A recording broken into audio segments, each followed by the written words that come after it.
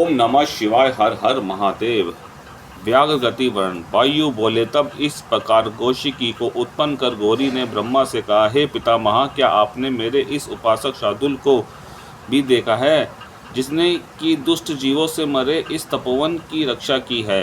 देखिए, यह मुझ में ही मन लगाए अन्य बुद्धि से मेरा कैसा भजन करता है। अतएव इसकी रक्षा के सिवा मेरा दूसरा कार्य नहीं। यह मेरे अंतपुर में निवास करने वाला होगा और शिवजी प्रसन्न हो इस गणेश्वर का पद देंगे। अतएव मैं इसे आगे कर अपनी सखियों सहित यहाँ से चलना चाहती हूँ। आप प्रजापति इसके लिए मुझे आज्ञा दे। ऐसा कह देवी हंसने लगी। ब्रह्मा जी ने उन्हें मुग्धा जान उस दुष्ट शार्दूल का चरित्र कहना आरंभ किया। ब्रह्मा जी ने कहा, हे देवी, कहाँ क्रूर मृग और कहाँ तुम्हारी इस पर इतनी कृपा। यह तो साक्षात सर्प के मुख से हाथ देना है। तुम इसके मुख में अमृत क्यों देती हो? यह व्याघ्र नहीं, कोई दुष्ट ही निशाचर है।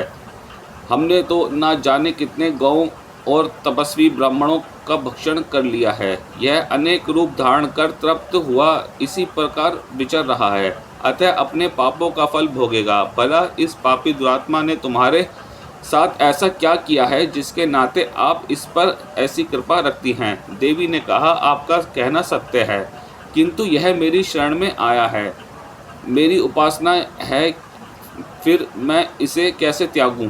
ब्रह्मा जी ने कहा, अच्छा, यदि इसमें इतनी भक्ति है तो इसके पूर्व के पाप क्या कर सकते हैं?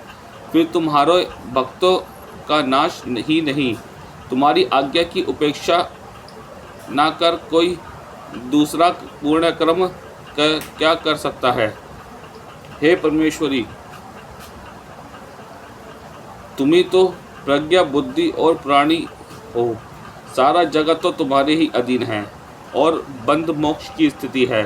तुम्हारे बिना किसके कर्म की सिद्धि हो सकती है? क्योंकि तुम ही तो अपनी अनेक शक्तियों के सब भावों की भावना करने वाली हो। तुम्हारी ही आज्ञा से तो विष्णु सहित मुझको और अन्य देव, दानव तथा राक्षसों को ऐश्वर्य प्राप्त हुआ है। तुम्हारी ही आज्ञा से तो असंख्य ब्रह्म, हरि और शिव व्यतीत हो चुके हैं तथा आगे भी सैकड़ों तुम्हारी आराधना के बिना धर्म, अर्थ, काम, मोक्ष हम देवताओं में भी कोई नहीं प्राप्त कर सकता।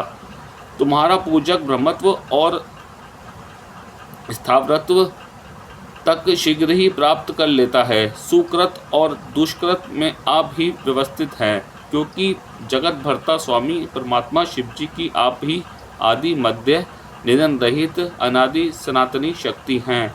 आपकी क्रीड़ा को कोई नहीं जानता। तुम्हारे अनुग्रह से अब यह परम पापी व्याघ्र परम सिद्धि को प्राप्त होगा। तब दक्ष को कोई बाधा नहीं है।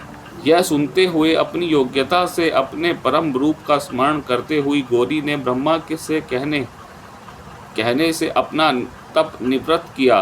देवी से पूछे, ब्रह्मा जी भी अंतर्धान हो गए और देवी उस व्याघ्र को आगे किए अपने देह की कांति से दशों दिशाओं को प्रकाशित करते हुए अपने स्वामी के दर्शनार्थ अपने माता पिता को प्रणाम कर उस तपोवन के वृक्षों को बड़े प्यार से देखती हुई गौरी राज मंदर पर्वत के उस स्थान को चली गई जहाँ जगत के धाता, कर्ता और संहर्ता स्वामी शंकर जी थे।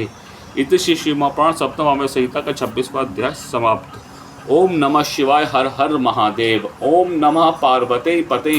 हर हर महादेव।